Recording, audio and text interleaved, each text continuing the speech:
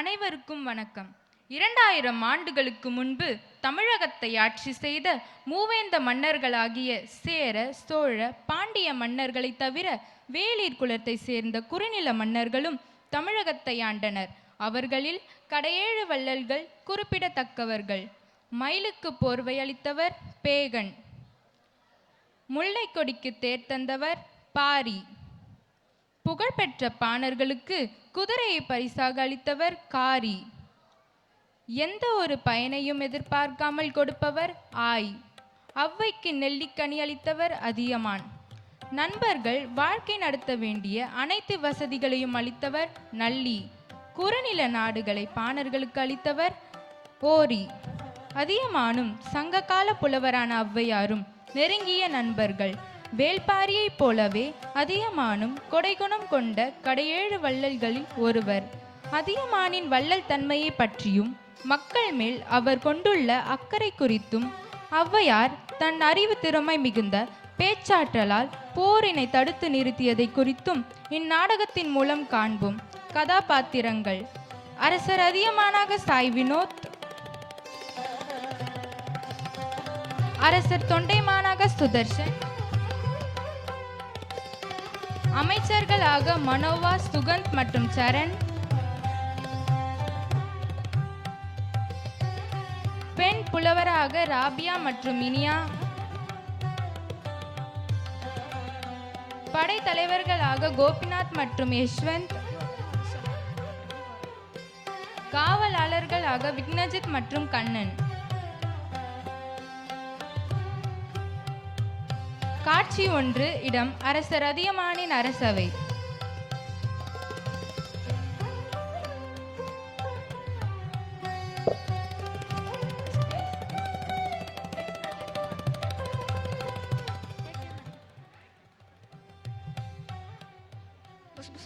ராஜாதிராஜ ராஜ கம்பீர ராஜ மாதாண்ட குலத்திலக வரார் வரார் வரார் வணங்குகின்றோம் அரசே.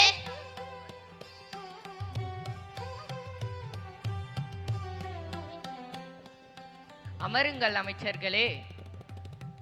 அமைச்சரே, நம் நாட்டின் நிலை எப்படி உள்ளது? நம் நாடு மிகவும் செழிப்பாக உள்ளது அரசே. நம் நாட்டு மக்கள் எப்படி உள்ளனர்? நம் நாட்டு மக்கள் நலமுடனும் வளமுடனும் வாழ்கின்றார்கள் அரசே. எனக்கு மலைவாழ் மக்களின் நலனை காண ஆவலாக உள்ளது. அதற்கு ஏற்பாடு செய்யுங்கள். அப்படியே ஆகட்டும் அரசே. யார் எங்கே? வணங்குகின்றேன் அமைச்சரே. அரசர் காட்டிற்கு செல்வதற்கு ஆயத்தப்படுத்துங்கள். உத்தரவு அமைச்சரே.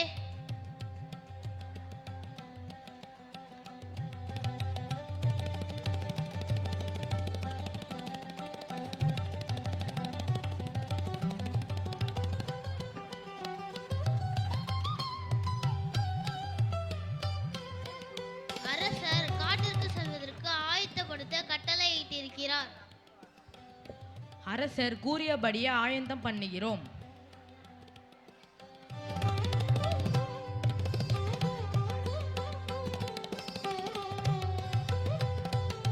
வணங்குகின்றோம் அரசே. காட்டிற்கு செல்வதற்கு அனைத்தும் ஆயத்தமாக உள்ளது. ஓ, அப்படியா? சரி, வாருங்கள், செல்லலாம்.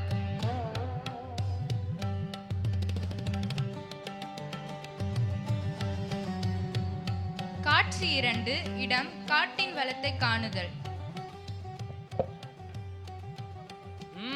அமைச்சரே, காட்டில் மரம், செடி, கொடி அனைத்தும் செழிப்பாக தான் உள்ளது. அப்படி என்றால் என் நாட்டின் மலைவாழ் மக்களும் செழிப்பாக தானே இருப்பார்கள்? ஆம் அரசே, உம்முடைய ஆட்சியில் மக்களுக்கு ஏது குறை? தலைவா, நாம் வெகு தூரம் வந்துவிட்டோம். அமைச்சரே, நாம் வெகு தூரம் வந்துவிட்டோம். எங்களுக்கு மிகவும் தாகமாக இருக்கின்றது. அரசரே, படைத்தலைவர்களுக்கு மிகவும் தாகமாக உள்ளதாம். அப்படியா? தூரத்தில் ஏதோ அருவியின் சத்தம் கேட்பது போல் இருக்கின்றதே. தாங்கள் அங்கு சென்று நீர் அருந்தி விட்டு வாருங்கள். உத்தரவு அரசே. இத்திசையில் தான் அருவியின் சத்தம் கேட்கிறது. வாரும் மருதா, சென்று பார்க்கலாம். தலைவா, அதோ பாருங்கள் அருவி. ஆம் மருதா, வாரும் நீர் அருந்து விட்டு வரலாம்.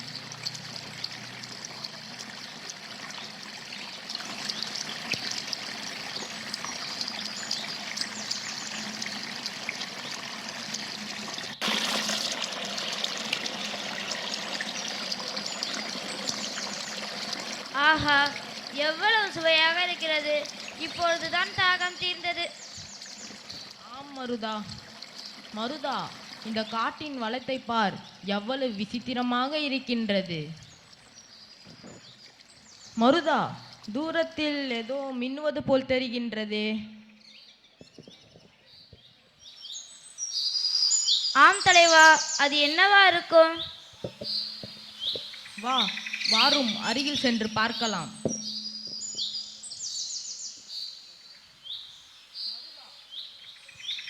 மருதா, அதை பறித்து கொண்டு வா.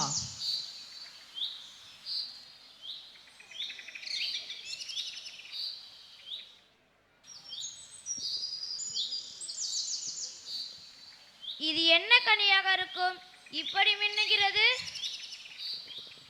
எங்கே, அதை இங்கு கொடு. மருதா, இது 100 ஆண்டுகளுக்கு ஒரு முறை காய்க்கும் அதிசய நெல்லிக்கனி. வா, இதை அரசிடமே சென்று கொடுக்கலாம்.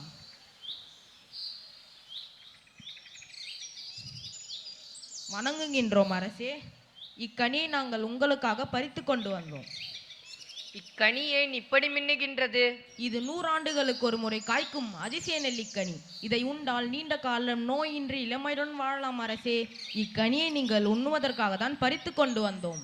ஆஹாஹா, என்ன, நான் உண்பதா? வேண்டாம், வாருங்கள், அரண்மனைக்கு செல்லலாம்.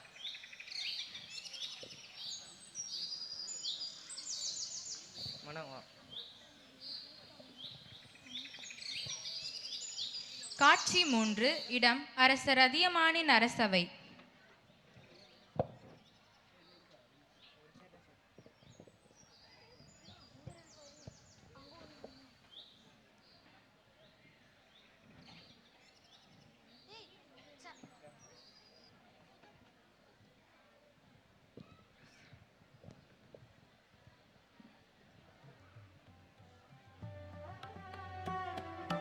வருவது ஔவையா. வணங்குகின்றோம் அவையே. நான் அரசரை காண விரும்புகிறேன்.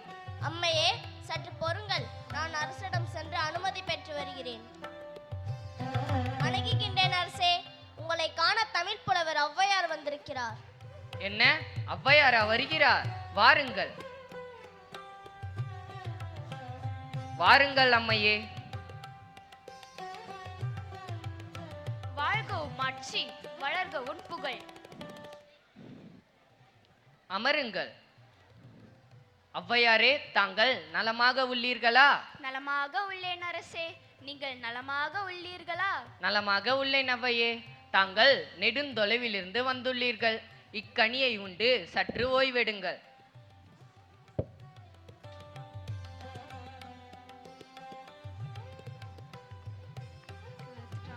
பக்கத்துல வைங்கண்ணா.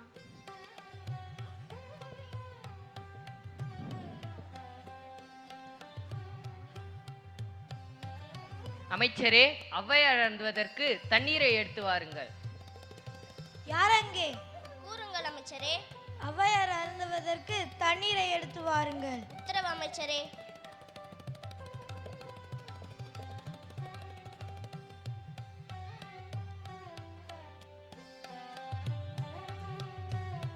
ஆஹா, என்ன சுவை!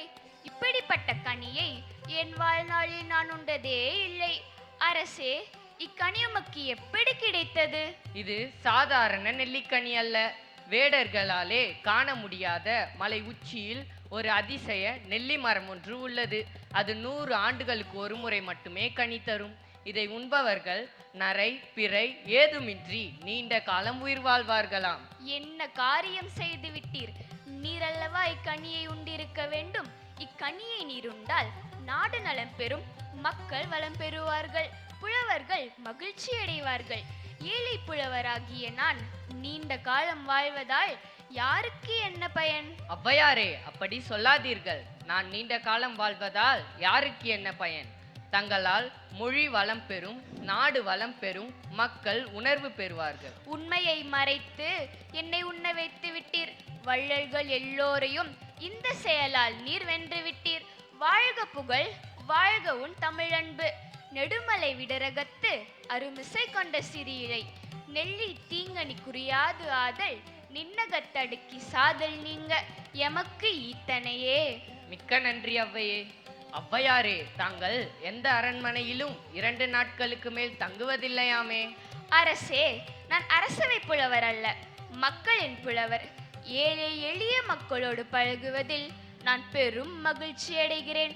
அரண்மனை ஆரவாரத்தை நான் விரும்புவதில்லை. இந்த நாடு முழுமைக்கும் சொந்தமானவள் நான். என்னை இந்த கொங்கு நாட்டில் கட்டி போட நினைக்கிறீர்களே, இது தகுமா? உம் வேண்டுகோளுக்காக சிறிது காலம் தங்குகிறேன். மிக்க நன்றி ஔவையே.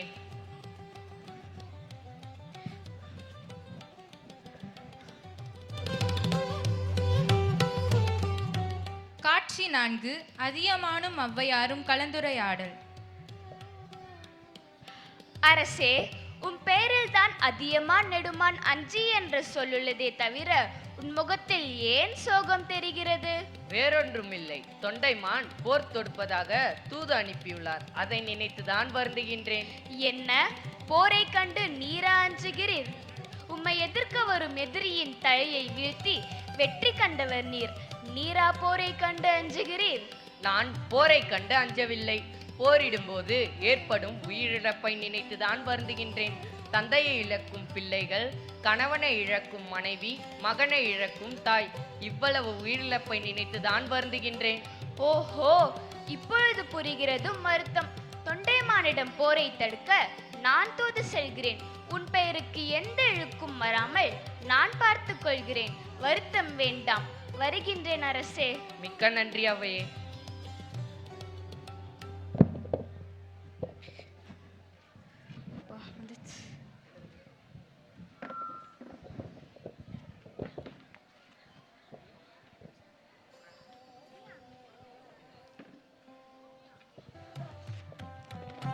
காட்சி 5 இடம் அரசர் தொண்டைமானின் அரண்மனை.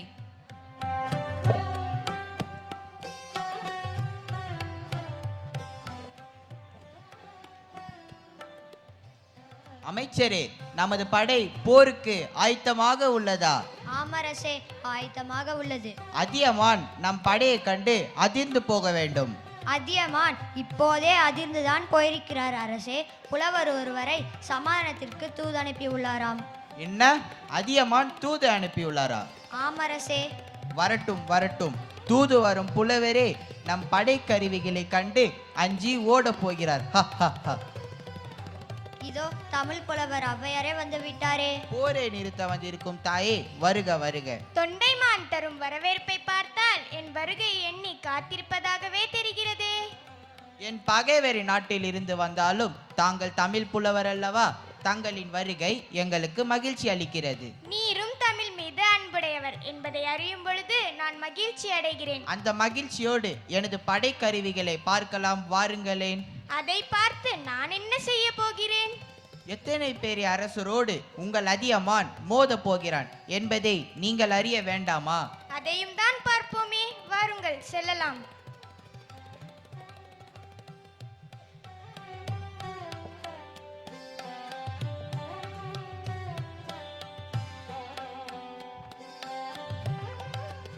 என் படை கருவிகள் பாருங்கள் அம்மையே.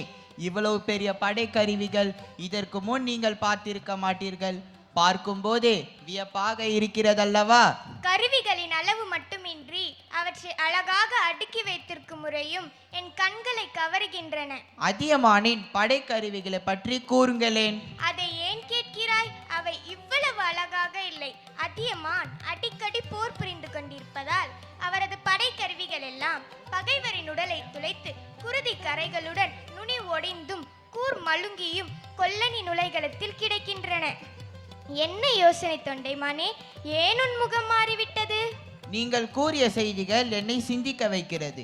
என்னிடம் படை கருவிகள் தான் மிகுதியாக உள்ளன. நான் இதுவரை போர்க்களத்தை கண்டதில்லை. ஆனால் அதியமான் பல போர்களில் நடத்தி வெற்றி கண்டவர். அவரோடு போரிடுவது எத்தகைய உயிர் அழிவை தரும் என்பதை தான் சிந்தித்துக் கொண்டிருக்கின்றேன். அருமை அருமை, நான் கூறியதன் உட்பொருளை தெளிவாக புரிந்து கொண்டீர். கண்களை திறந்த தாயே, போர் வேண்டாம் என்று அதியமானிடம் கூறிவிடுங்கள். மிகவும் மகிழ்ச்சி தொண்டைமானே, அவ்வாறே கூறிவிடுகிறேன். போரில்லா மகிழ்ச்சியில் இவ்வுலகம் திளை கட்டும். நான் சென்று வருகிறேன்.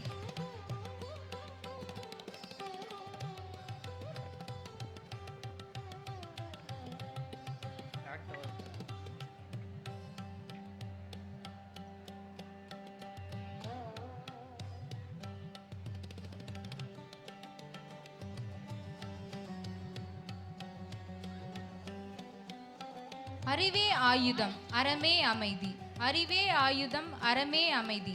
கடைசங்க காலத்தில் ஔவையார் போன்ற அறிவு கூர்மை மிக்க புலவர்கள் தங்களின் மதியுகத்தால் இரு நாடுகளுக்கு இடையே நடக்கவிருந்த பெரும் போரை தடுத்து பல்லாயிரக்கணக்கான உயிர்களை காத்தனர். ஔவையார் அதியமானுக்காக தூது சென்று போர்க்கருவிகளின் நிலையை சுட்டிக்காட்டி அமைதியை நிலைநாட்டிய அந்த வரலாற்று சிறப்புமிக்க நிகழ்வு இன்றும் நமக்கு ஒரு மிக சிறந்த பாடம்.